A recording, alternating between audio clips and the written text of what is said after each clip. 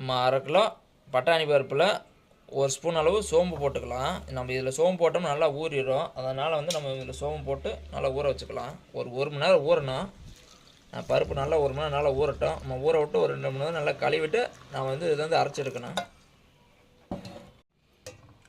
ஊற வச்சுருக்க பட்டாணி பருப்பை கொஞ்சம் கொஞ்சமாக மிக்ஸரில் போட்டு அரைச்சிக்கலாம். நம்ம தண்ணி ஊற்றக்கூடாது, தண்ணி ஊற்றாம தான் அரைக்கணும். கொஞ்சமாக போட்டு அரைச்சிக்கோங்க, நிறையா போட்டு அரைக்க முடியாது. அதனால் கொஞ்சமாக போட்டு நம்ம இப்போ அரைச்சி எடுத்துக்கலாம்.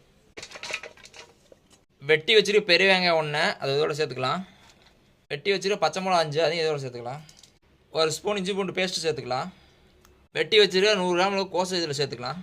இதுக்கு தேவையான அளவு உப்பு சேர்த்துக்கலாம். கொஞ்சமாக கருவேப்பிலை சேர்த்துக்கலாம். இப்போ இதெல்லாம் போட்டு நல்லா கலந்துக்கலாம். நம்ம வந்து ஒரு உருண்டை எடுத்துக்கலாம். ஒரு உருண்டை எடுத்து முள்ளங்கையில் வச்சு லேசாக அமைக்கலாம் பாருங்கள். எண்ணெயில் போட்டுக்கலாம். இது மாதிரி நம்மள்ட்ட இருக்கிறதெல்லாம் நம்ம தட்டி எண்ணெயில் போட்டுக்கலாம்.